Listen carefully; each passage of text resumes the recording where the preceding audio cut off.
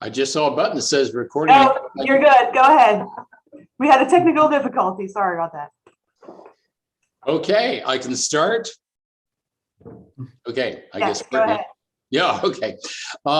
Good morning. Welcome, everyone. I'm David Weaver. I'm the Executive Director of the Ohio Library Association, and very delighted today because we have a very special program, which normally we would not be doing a program around this time, except for our normal Wednesday book club. But we have a very special event because this month happens to be the 125th anniversary on December 27th, the birth of Louis Bromfield, who was definitely one of the most famous and most colorful authors who ever came from the state of Ohio, native of Mansfield. I know that many of you are familiar with Malabar Farm, his celebrated home up near Mansfield, Ohio. I first became aware of Bromfield when I was at WOSU and had the privilege of being involved on the wonderful award-winning documentary, The Man Who Had Everything. And about a year after that, I went to work for Malabar Farm Foundation and ultimately became its director. So got a chance to really get immersed into Bromfield. And now at the Ohio Library, I was thrilled when I came here to find that Bromfield had a very close friendship for many years with the Ohio Library. And just last year, a wonderful new biography came out about Bromfield called The Planter of Modern Life. And the author is Stephen Heyman.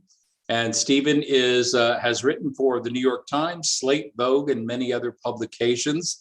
He's received a number of fellowships from the Leon Levy Center for Biography and the National Endowment for the Humanities. And according to his book, and here it is, I'm holding it up right now. According to his book, according to his bio, he lives in Pittsburgh. But I'm going to tell you, he is actually right now living in and coming to us live from the beautiful winter wonderland of Innsbruck, Austria. And so we're very delighted to have Stephen as a guest and to talk about this man. And I hope you will enjoy this presentation. I know you're going to. And if you have any questions along the way, please feel free to put them in the Q&A or chat. And I think we're going to have a great time because Bromfield was just such a fascinating man in so many aspects. So welcome, Stephen Heyman. It's a pleasure to be with you.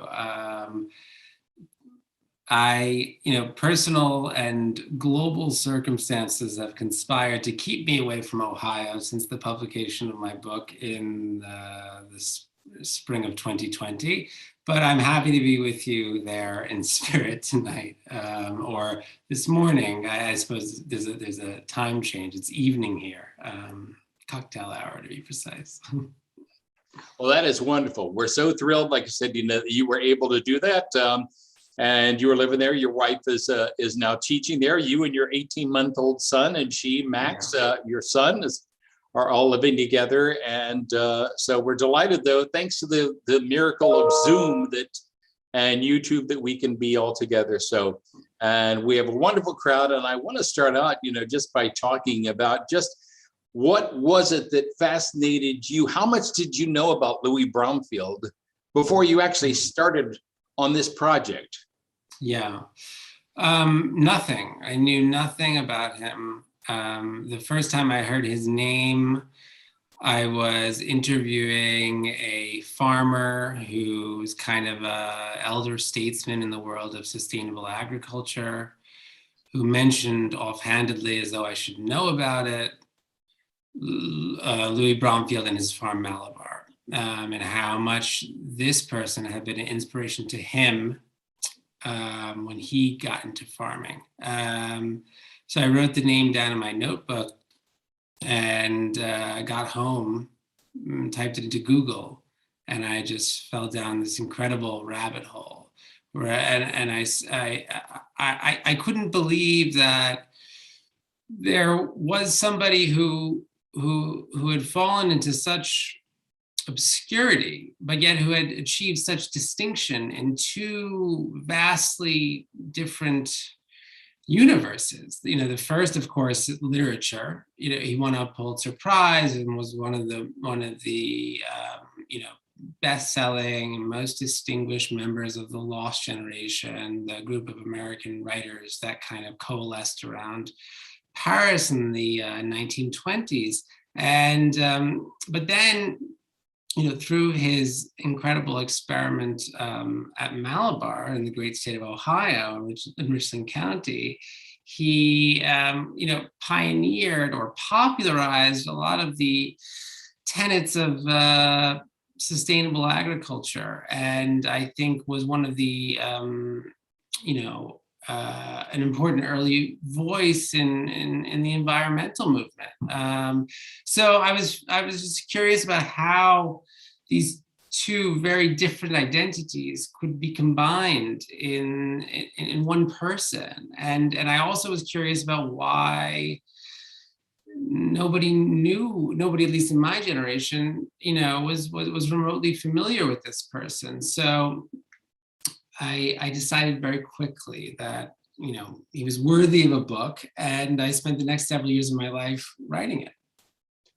I was going to ask, so it took you 7 years from several years. No, several years, yes. The whole process took about 5 years, and about 2 or 3 of those years were spent in intense, focused research on the book.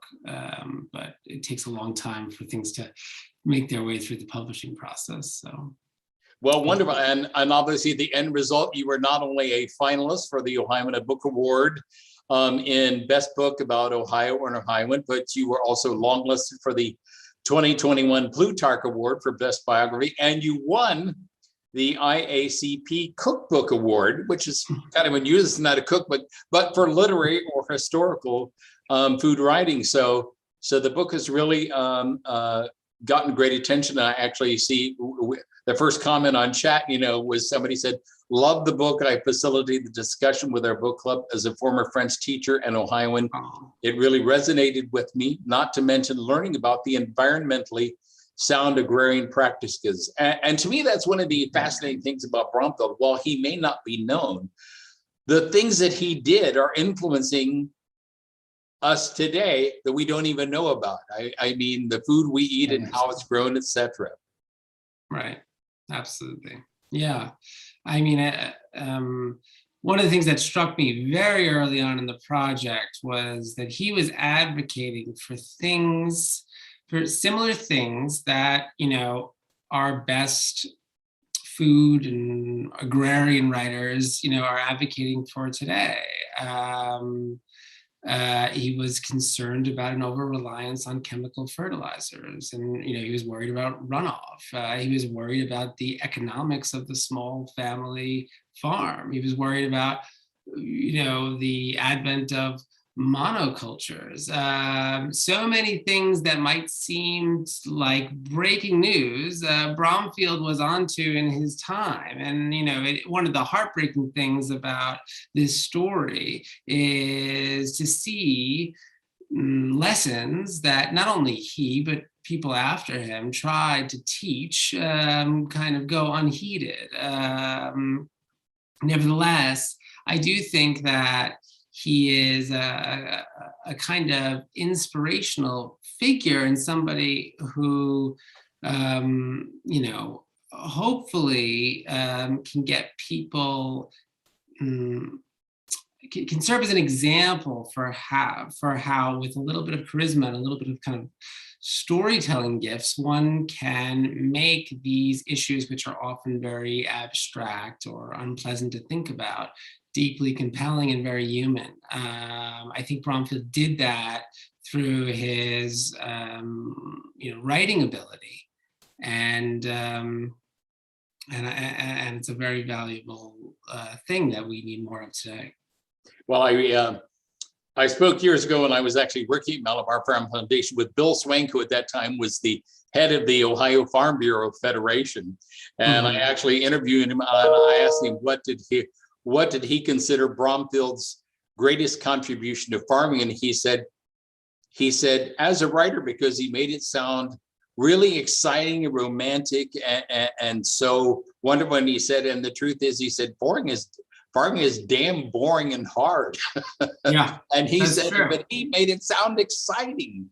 Right. And something like, Without, wow. without dumbing it down. Yeah, I think he did. He did create an identity for the farmer that was almost artistic. Um, and I think for a lot of young people, you know, especially people coming out of the service, because you have to remember his agricultural books came out in the you know, mid and late 1940s. The first one, Pleasant Valley, was published in 1945. A lot of people got into farming from reading Bromfield, and these people were kind of the, you know, the first generation of green leaning, or, you know, sustainable organic farmers. And you know, all of them knew and read and loved Bromfield, and of course, over the generations, he's been forgotten, but his message is not. And that was one of the key ideas in my book. Excellent. Now, you actually divide the Planner of Modern Life into two parts because Bromfield spent a good part of his early adult life, well, like 14 years of it. He was in his early 40s when he came back to Ohio. So from his late 20s on until he was in his early 40s, he was actually living in France. And that's where a lot of his most famous literature that we know today, The Rains Came, etc., things of that nature, his Pulitzer Prize winner, came from. So talk a little about, you know, Bromfield, you know, in France, and he became like this huge celebrity even there. Yeah. Well, so he came to France in 1925. Kind of at the height of that lost generation moment. And he lived for a brief spell in Paris, but at the very edge of Paris, overlooking this, you know, beautiful bucolic park.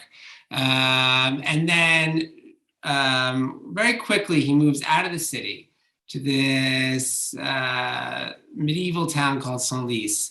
And he finds a kind of rundown old church, which he renovates and begins to lay out a very elaborate garden. And the garden becomes a kind of hotspot where Bromfield hosts parties, and the parties attract all types of people from all walks of life, many of them very famous. And while the garden is a kind of society curiosity that's mentioned in lots of, you know, glossy American magazines, it's also the site of Bromfield's kind of awakening as a you know, gardener, as a cultivator of the land. He's very inspired by the way his peasant neighbors work the land. And he happens to be working in his garden in the 1930s at a time when the Depression is happening and the Dust Bowl is happening, and there are lots of problems because of bad economics and bad agricultural practices. And all of this kind of coalesces and leads to a very important novel that he published in 1933 called The Farm, which kind of anticipates a turn toward agrarian issues and ultimately a return to Ohio, which happens in late in 1938. So that's France. I mean, obviously, there's a lot more to say about it. But in France, he kind of goes from a literary playboy of sorts into somebody who is yearning for his native soil and wanting to get back to his roots as a, you know, he came from farming people, and he he's really wanting a kind of return. Yes. And as we were saying, even like, he becomes very famous when he's back in Malabar for the celebrities that come to the farm. But even in France, I mean, Edith Wharton and Gertrude Stein. Yeah. And literally folks of that caliber, are friends, and they're coming to his house all the time. Yeah. I mean, and I think it's good to kind of stop for a second and think about how different those two women were. I mean, they were both, of course, expatriate authors living around Paris, but stylistically, politically, sexually, they were polar opposites. And Bromfield was great friends with both of them. This was a person who was charismatic and open-minded enough to draw in these very different people into his orbit. And even if they didn't hang out together with him, Wharton avoided Bromfield's parties like the plague, whereas Stein was a fixture at them because she liked that kind of mixed bag of people that Bromfield collected every Sunday in Senlis. Yes, you and I talked about the fact that of that lost generation of writers of the 20s, I mean, folks like Fitzgerald and Hemingway, Bromfield was actually probably the most celebrated contemporary at that time. I mean, he won the Pulitzer Prize for early on, only his third book, when he was just 30 years old. So the level of success and acclaim he was getting was far. And of course, now we always think, you hear Hemingway. But at that time, Bromfield really was ahead of Hemingway, and it kind of like irked Hemingway. Yeah, definitely. For a brief period in the mid-20s, Hemingway really was jealous of Bromfield's success. And he thought, in his arrogant way, that he was a far better artist. And I mean, frankly, it's true. But nevertheless, there's something unseemly, but very typically Hemingway, about the way he exploited Bromfield's generosity while trashing him behind his back. He did the same thing with F. Scott Fitzgerald and Gertrude Stein and Sherwood Anderson. So Bromfield was also the recipient of that treatment. But I think it is, looking at Hemingway and Bromfield together side by side in the 20s, it is astonishing. And the literary critic Malcolm Cowley in the 30s remarked on this. It is astonishing that the critical establishment saw these two guys as essentially equivalent, And one of them, of course, has gone on to become canonical, and the other one completely obscure, especially for his literary contributions. I mean, I think to the extent that Bromfield lives on, it's more for his legacy as an agricultural pioneer. But I just found that to be a fascinating kind of telling their stories side by side was super interesting for what it said about Bromfield's life and what it said about the nature of critical consensus and how that can change so much from one decade to the next. Well, like you were saying, and everything, we talked about the fact, that Bromfield's having this very, I guess you would say, like an ideal life. I mean, he was having, this wonderful life. He was in this great success as a novelist, and as well as a short story writer, screenwriter, things of that nature. He has all these celebrated friends, but he's actually, at the same time, he's missing his Ohio roots. And it was very interesting that you and I talked the other day that at this time, the Ohio Library, which was founded in 1929, so we're almost kind of like, contemporaries of Bromfield, and our corresponding secretary, Mrs. Oliver Kuhn, started a correspondence with Bromfield. And the great thing about him was like, he was no snoot when it comes to the things. I mean, he would respond to anybody. Yeah. And he begins a correspondence, and it becomes a friendship, with the Ohio Library that actually lasts until he dies in 1956. And here is a letter in our collection From Louis Bromfield to Mrs. Kuhn. And it's Yes. dated September 21st, 1938.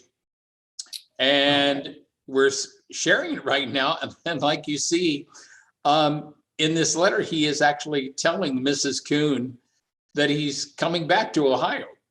And Right. that his two youngest children are going to see Mansfield for the very first time. So look at that. And they kind of very fascinating to see that letter and know, wow, this is right at the cusp of France going to America. That's right. It's interesting, you know, as a biographer, anytime I saw a typewritten letter from Bromfield, I rejoiced because his handwriting is practically indecipherable.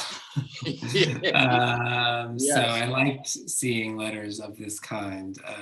Yeah. Wonderful. And I've asked you and everything, and for everybody who's listening in, I asked Stephen if he might read a short passage from the Planter of Modern Life, which is about this period of time when he's getting ready to leave France after 14 years and come back to Ohio. So, Stephen, if I prepped you up and everything, you've got the passage ready there? I do have the passage ready, but David, you know, now that we've kind of introduced Bromfield, I almost feel compelled to read a different section of the book about the building of Malabar. Excellent. Now, okay. As your patrons probably know, Malabar Farm is a wonderful state park in Richland County, Ohio. And I want to kind of, you know, Bromfield had a kind of,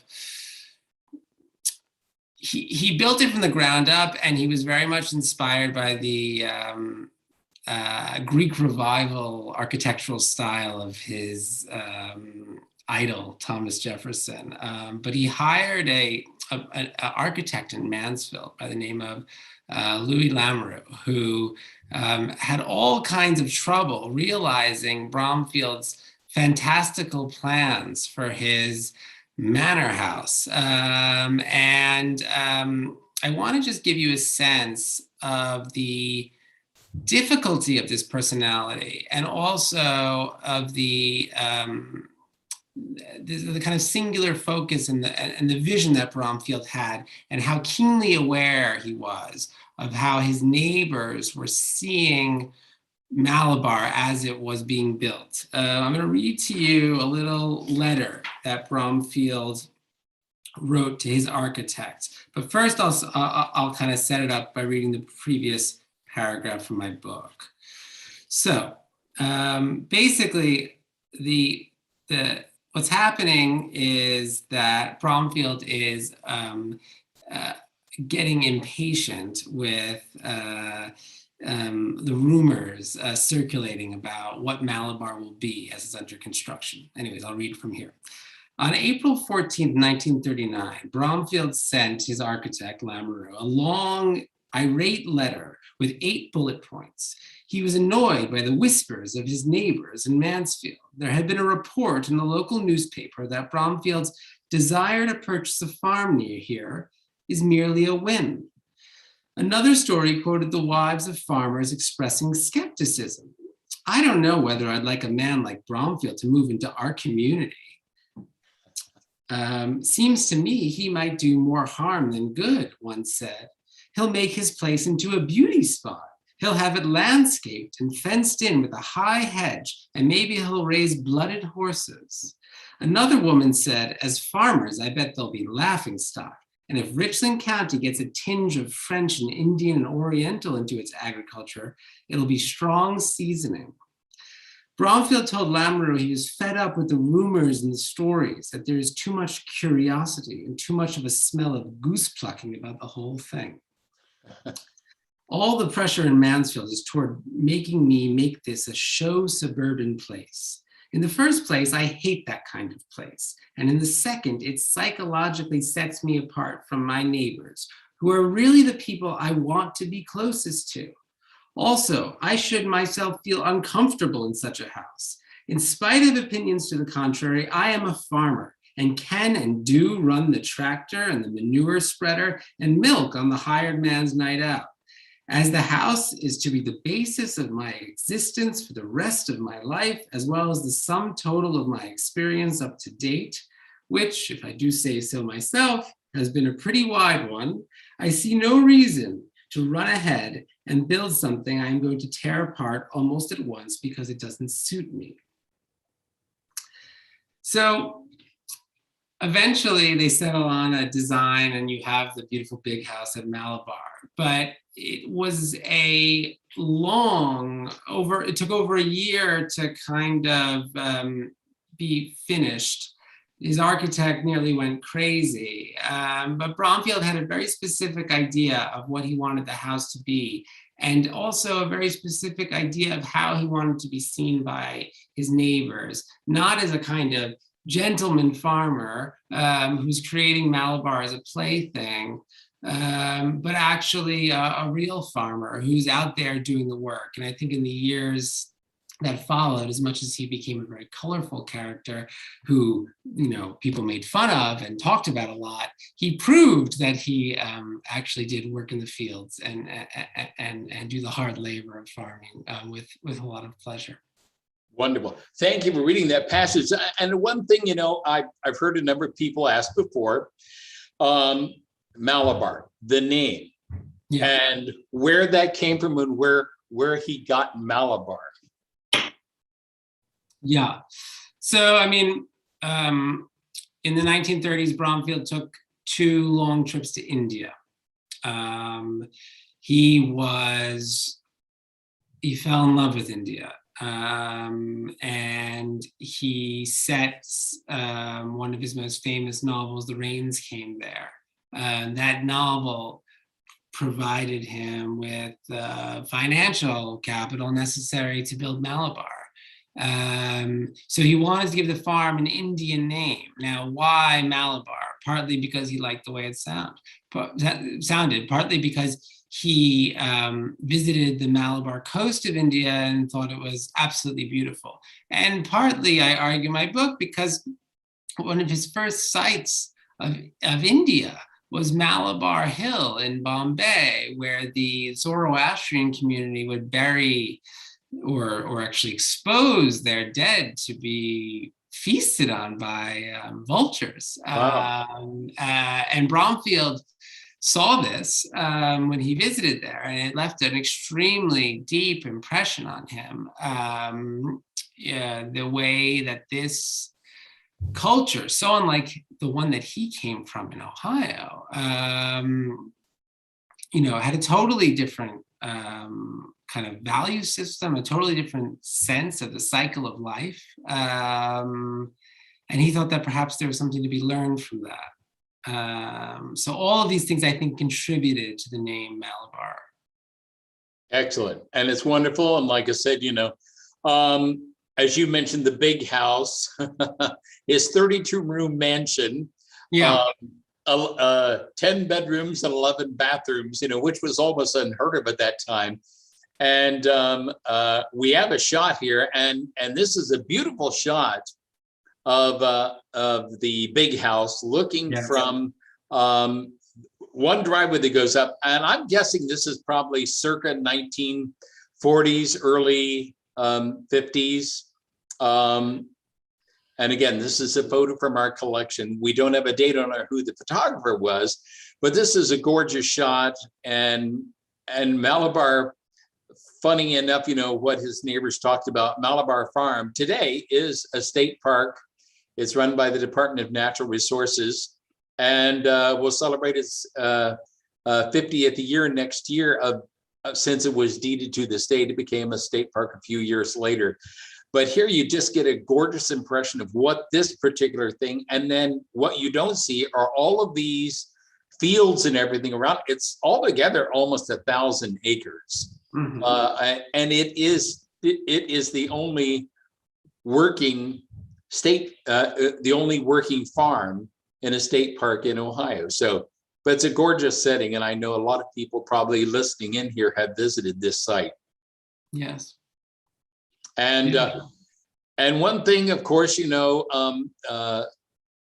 Max Drake, who was a young guy, young farmer hired, and Bromfield actually put him in charge, and he was the guy that actually had to kind of like make Bromfield's plan come to life.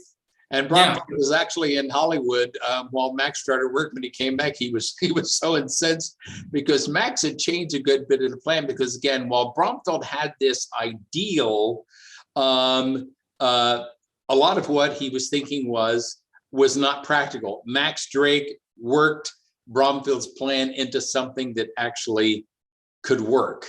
Yeah. I think that's absolutely right. I think that he might have actually just disregarded Bromfield's plan altogether. I think Max Drake gave Bromfield his first lesson in kind of scientific, conservation farming. But to Bromfield's credit, though he was an arrogant blowhard at times, when presented with information that was valuable, he would change his orientation. And Max Drake taught him the principles of soil conservation and set him on the path to revive Malabar. That's pretty much the project that he spent the rest of his life on. And a project, that ultimately was a lot more meaningful than any of his literary endeavors.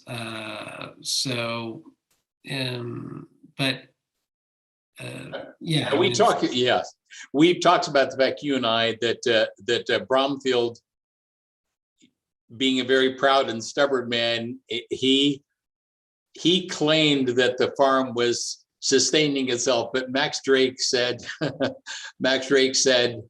in his experience in the time he worked for Bromfield, he said the best we ever did was we almost broke even one year. And the fact of the matter was that it was Bromfield's writing that was supporting the farm. 100%.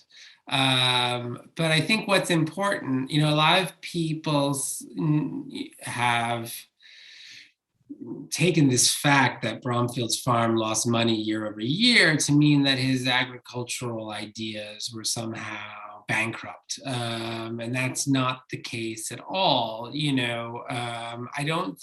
think it was important to him to argue, for the sake of farmers who are listening, that these ideas were profitable and economically practical. But I don't think he thought of farming, at least in the early days, as a way of making money for himself. I mean, he wanted it to be workable, but he was a very, famous and successful author.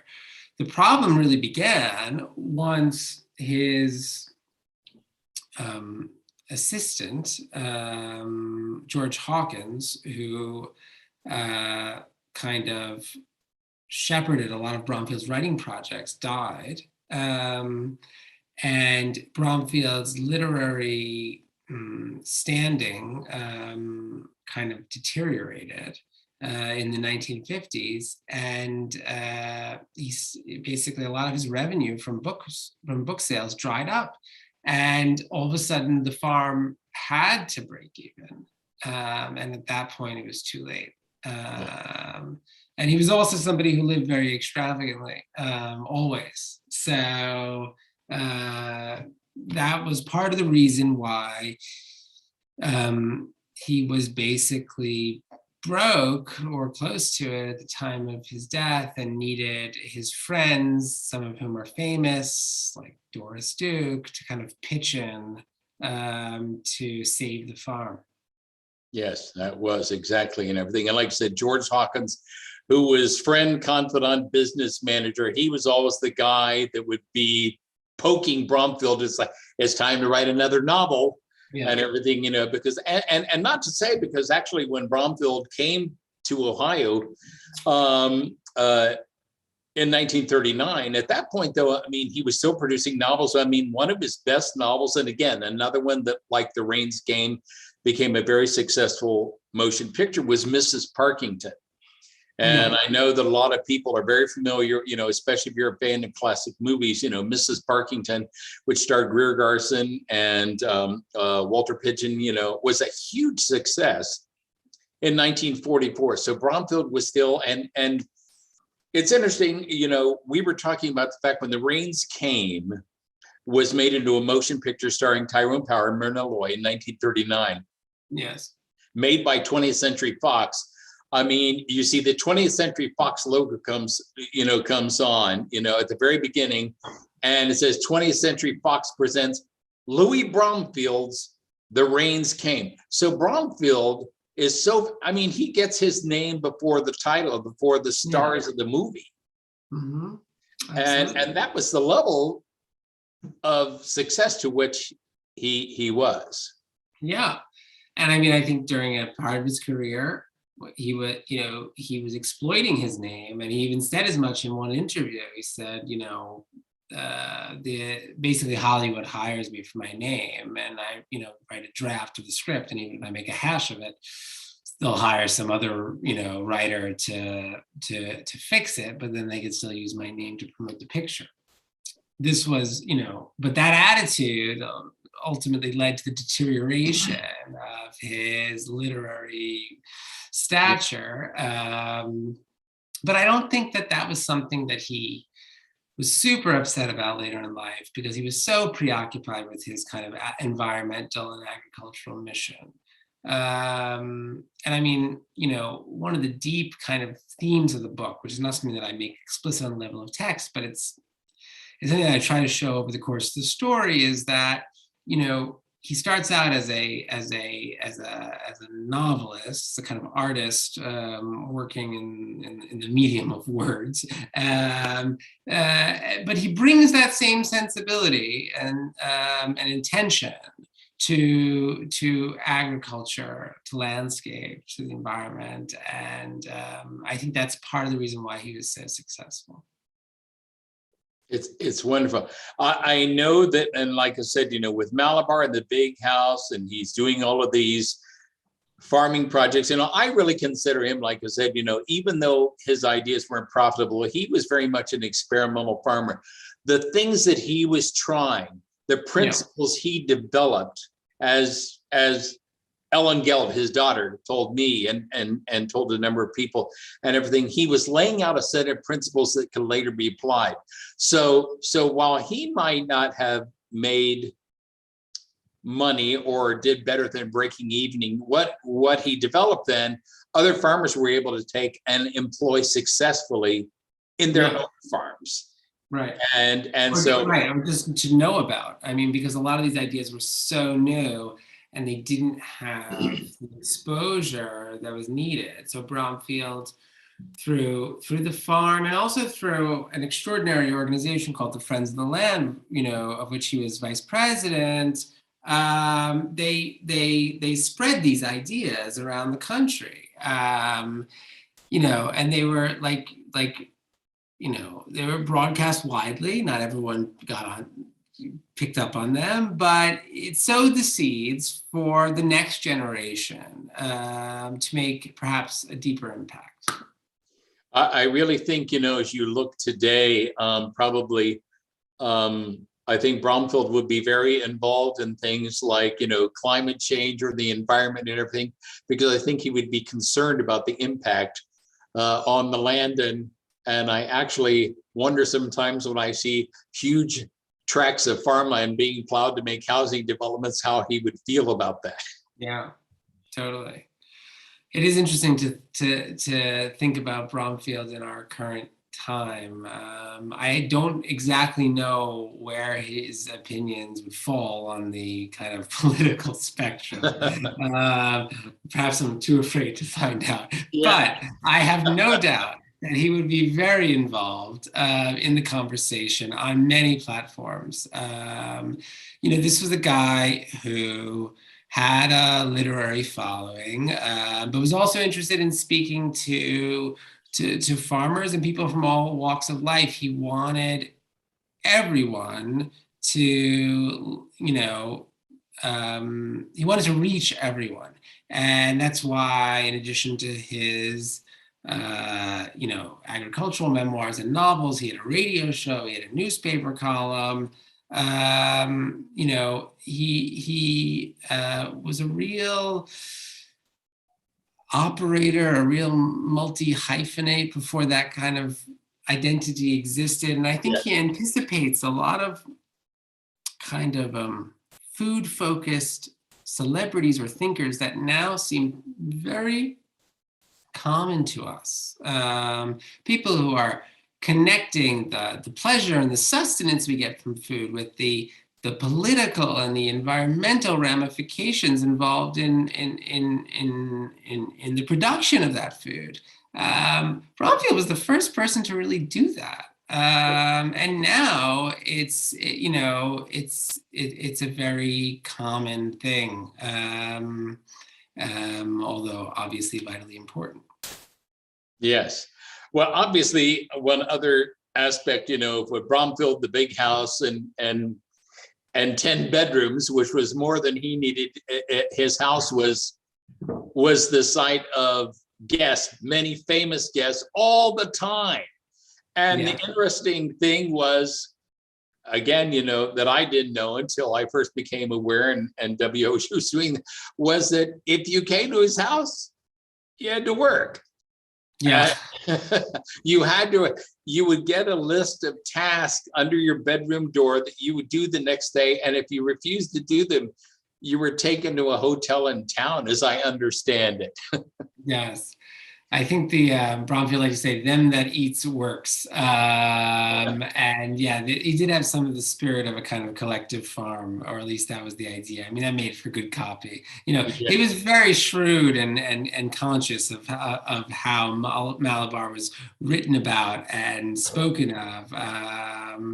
And I think obviously the 1945 wedding of Humphrey, Bogart, and Lauren Bacall is kind of the culmination of this. It was, I'm not going to say that Bromfield and Hawkins strong-armed Bogart and Bacall into getting married on the farm, but I think they definitely encouraged them to do it. They loved spending time there, but Bromfield recognized that it was an opportunity to, give Malabar a kind of national reputation that it perhaps didn't have, despite the fact that he was very famous. And, at least for that decade, everyone knew Malabar Farm because it was the site of one of the most famous Hollywood weddings. So it was quite a stroke of PR. It was wonderful. And like I said, it's interesting because when in my time at Malabar Farm from 1998 to 2004, I mean, one of the things is how many young couples getting married wanted to get married in the big house at Malabar Farm. They wanted to walk down the same staircase that Lauren Bacall walked down. And so it was amazing. And just the thought of that, that this farm out in the middle of it back then, Mansfield was is still kind of like a ways out of Mansfield. It's actually in Pleasant Valley, but to have this huge famous wedding, in this place, and this celebrity couple, and to know the other people. I mean, the thing that impressed me was reading that Olivia De Havilland, who just passed away last year at the age of 104, helped deliver a calf one night in the middle of the night. Or that Jimmy Cagney, tough guy Jimmy Cagney, sold vegetables at the roadside market. And in fact, I think you were telling Courtney, we have a picture of Bromfield. The other thing that Bromfield was famous for were his boxers, his dogs. And you were telling me that this is actually a shot of Bromfield, early 1950s, probably. Mm-hmm. Yeah. I mean, and this is it. This is the roadside stand, isn't it? Yes.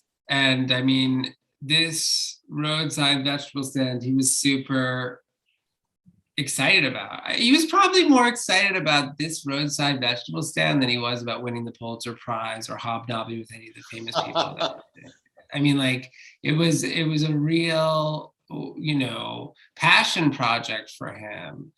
he also devoted it to his late wife, Mary. And their marriage was not exactly happy, but he definitely loved her. And he wrote a beautiful inscription, which anyone visiting this roadside vegetable stand, which still exists and is still fed by a nearby spring, which Bromfield designed to kind of keep the vegetables cool. Anyone who's passing by can read that inscription. That's one of the extraordinary things about this story from my perspective. So much of it was still alive, being able to go walk into Bromfield's office. You mentioned the staircase that, Lauren Mccall walked down, this vegetable stand, it's living history. And, I think a lot of the people who visit Malabar and enjoy the park, because it is beautiful, perhaps don't know some of this history. So part of the motivation of the book is to share a little bit, because I think it doesn't have the effect of enchanting a place when you know the stories behind it. Yes, it is fascinating, and it's great. This is Ohio last year created the Ohio Literary Trail of more than 70 sites around the state of Ohio that have a literary connection. And Malabar Farm, along with Thurber House in Columbus, Paul Laurence Dunbar's house in Cincinnati, Harriet Beecher Stowe's house in Cincinnati, are fantastic because, you really can, in essence, go and see where those places are and how they were in the day that, the Bromfield and those other people lived. It's a fantastic opportunity. So, so the great thing about Malabar Farm is, like I said, after Bromfield, unfortunately, got cancer in his later years, and we've talked about the fact that he sort of became estranged from his children. They wanted to help him, but he was kind of too stubborn, and they really, I think, would have helped him, and so they actually went their own way, and in large part, modeled their own lives and careers sort of after him, but it ended up leaving him very much alone in the last few years of his life. Yeah. Spoiler alert, the book has something of a sad ending, although I try to kind of tease out a few moments of redemption. But, Bromfield died alone, broke, and he, with his literary reputation in tatters and the future of the farm very uncertain. His final years, I think one of the saving graces was this love affair with Doris Duke. And I happened to find, as I was doing my research, some incredibly beautiful letters that Bromfield wrote to Duke, particularly on his deathbed, and kind of revealed how intimate and strong their connection was and how much it was really rooted in a love of the earth. That's kind of that was the basis of their friendship. And Doris Duke, after Bromfield died, had a very big role in rescuing the farm, and that's part of the reason why I think there's the woods in Malabar named after her now. I'm happy for him. Biographers get close to their subjects, and for all the misfortune and sadness of his later years, I'm happy that they found each other, and that he had that connection at a time when he was sick and lonely and very much in need of it. Yes, exactly. It's it's wonderful that she bought those timber rights back, that land back, and so it was added and stuff. So we're really fortunate that after he died in 1956, he was only 59, died at University Hospital here in Columbus, Ohio. But that, a foundation, the Friends of the Land, a lot of those folks like that, and everything got together and created a foundation to, in essence, buy the farm and keep it going for 16 years until it was deeded over to the state of Ohio. So we're very fortunate, that there were enough people around there at that time that gathered together. And because what could have happened to this beautiful farm in this land, I mean, it might have become, like Malabar Estates or something. Yeah, plans I think were drawn up to develop it, and and obviously it wasn't only Doris Duke, but there are other people from Hollywood. But I think most of the money and the support came locally. Yes. For all of the suspicion that Bromfield's project, was initially met with, his neighbors eventually came to his aid. And I think without them, perhaps there would be no Malabar Farm State Park today. So it's interesting. Well, that's excellent. Yes. And while we come through a fascinating discussion, and we do have some questions that I wanted to get to.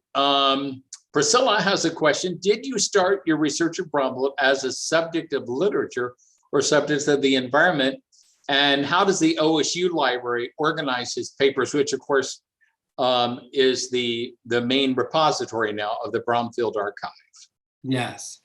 Oh, I love those questions. So I was lucky in that I kind of learned about both sides of Bromfield's identity, both identities, simultaneously. And that kind of dictated the shape of the story. It was kind of like, how do these two personas coexist, the farmer and the writer, Ohio and France. So that's hopefully answers your first question. And then the second question about the Bromfield Papers, the vast majority of them are at the Ohio State University main campus, the Rare Books collection in Columbus, and they're kept very well. I love the people there. I miss visiting the archives. I think that there's so much material there. And one of the difficult things for me, because I'm writing this book, not for the small clutch of people who know and already care about Bromfield, but for those who have never heard of him. It was the difficulty was sifting through the output of this tremendously prolific person and determining what was important now. So that was a lot of work, but it was extremely fun. Well, that's good. I mean, he's a fascinating subject. I know when I mentioned to you the other day, when WSU first contemplated, we had someone that suggested, him as a subject for a documentary. Mm-hmm.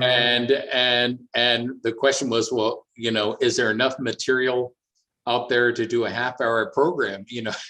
And Brent Green, the producer director, began to do research, and he said, I could do 2 hours on Malabar Farm alone. Yeah. He said, it could be definitely a multi-part because you have so many fascinating aspects of Bromfield's life. And I want to do another part of Priscilla's question was, that you suggest that Bromfield's writing waned after the death of his assistant. How extensive was the collaboration between George Hawkins and Bromfield? It really was. I mean, Hawkins wasn't really a literary person himself, was he?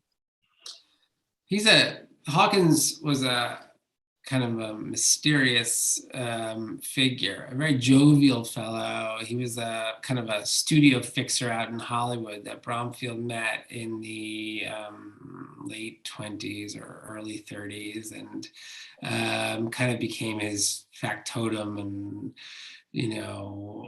jack of all trades, and ultimately a kind of brother, type figure. Moved in with his family, was very happy by all accounts in France between the wars, and was less happy in rural Ohio. But always a source of great comedy. And it's not clear how much of a hand Hawkins had in Bromfield's writing. Obviously, Bromfield, it's not as though Hawkins wrote his novels entirely. Bromfield wrote his early novels before he even met Hawkins. But I think that he developed the business of Bromfield's kind of fiction writing, and marketed his stories and shaped them and encouraged him in lucrative directions and discouraged him in less lucrative directions. Part of the reason why Hawkins was so annoyed by Bromfield's preoccupation with agriculture, because there wasn't any money in it. But to his credit, he went along with it, seeing how important it was to his friend. And yeah, after Hawkins died, Bromfield only wrote one novel, which, despite the fact that it was widely read and beloved by some readers, was almost universally panned. Well, and the thing is, like, George kept the accounts. Right. It never seemed like Bromfield was interested in the numbers. George kept the columns of numbers, the money coming in, the money going out. And that's why I said, he was always very, very sensitive to the fact that, hey, it's time to write another story that will make money. Exactly. Another book that will make money and stuff. So, and he seemed to be about the only person who could actually, nudge. I mean, Bromfield was such an overpowering personality and stuff. Yes. So, and that was like, and so Donna has a question here, like, speaking of overpowering, I'd like to know more about his wife and their relationship, because one thing Ellen Gell told me about her mother, she said, my mother loved my father, he loved her and everything, but he was really, he was such a strong personality and everything. Yeah. He kind of receded in the shadows. Yeah, I think that's right. I mean, Mary Bromfield was a bit older than him, and there's a lot that's kind of inscrutable about their relationship. I have some letters that Mary wrote to Bromfield, which are kind of heartbreaking, and I don't have any of his responses to her. So I have a kind of one-sided portrait of the relationship. She was lonely. She spent long periods very depressed. She was kind of sick in her later years. And she always felt like she had more to offer, and that she was, somehow that she was kind of useless or stunted, and there's a real bitterness that creeps into her letters to Bromfield, and it's very difficult. She was self-conscious about her appearance, and it's very unclear about whether he was patient and kind toward her or dismissive and callous. I try to be transparent about this in the book, but I know that he loved her. I mentioned the vegetable stand that he dedicated to her. And I think their relationship was complicated. I think infidelity was a factor. I think that Bromfield hung out with a lot of beautiful women in Hollywood. And in one of their letters, Mary kind of talks about, how she doesn't mind if Bromfield strays. She's just worried that he's going to have a crack up, that he's going to, precipitate some medical incident that he'll have a heart attack and die, because he's pushing himself so hard. So it's a complicated marriage, and we don't have a full picture of it.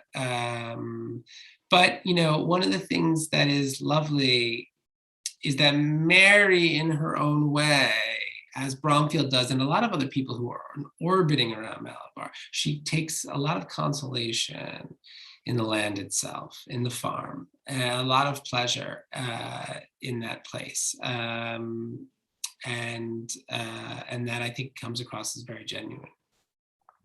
Wonderful. And it is a fabulous place. Everybody, if you've never been to it, you owe it to yourself to go visit. And I want to say, Chase made a comment. Thanks for this fantastic book, Stephen. Bramble was such a prolific writer, and I'm wondering if you read his entire catalog of works in preparation for writing, because I mean, there are a lot. Well, yeah. I mean, yes, most of them. There, we're talking about 30 odd books and a lot of newspaper articles, and not to mention all the unpublished sketches and correspondence and journals and blah blah blah. I read a tremendous amount for this. There always is that terrifying suspicion that biographers have that if they don't read everything, there will be something lurking in some file somewhere that will totally shatter whatever conception you have of your subject. So that spurred me on. And as a result, I read way more about, manure than I ever wanted to. Yes, you became an expert on things you never would have thought about. And of course, one of the things that I loved when I went to Malabar in the late 90s, at that point, you could barely find Bromfield books anywhere. And thanks to David Wiesenberg and Yes. the book company, one of the projects they did together with Malabar Farm Foundation was every year came out with a new edition of one of Bromfield's books and everything. So it was good because they had gotten out of print for a long time, and so it's fortunate, and hopefully this 125th anniversary of Bromfield's birth at the end of this month, and next year being the 50th anniversary of when Malabar Farm was deeded to the state of Ohio, will help, spur some more interest, not to mention the fact of having this wonderful book, The Planter of Modern Life. So Stephen Heyman, thank you very much for writing the book, number one.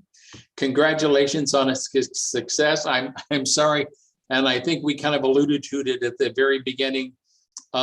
Your book came out in April 2020, which was just about the worst time for any book to come out, because due to COVID, all of the things that you had planned to do, and book tours and everything that nature kind of like had to be set aside, and so I'm just delighted that even though it's taken a year and a half, that we finally got together. Yes, this was great. Thank you, David. And thanks to everyone who's watching. It was a pleasure to be with you. Thank you all very much for coming. And again, the book is The Planter of Modern Life from W.W. Norton.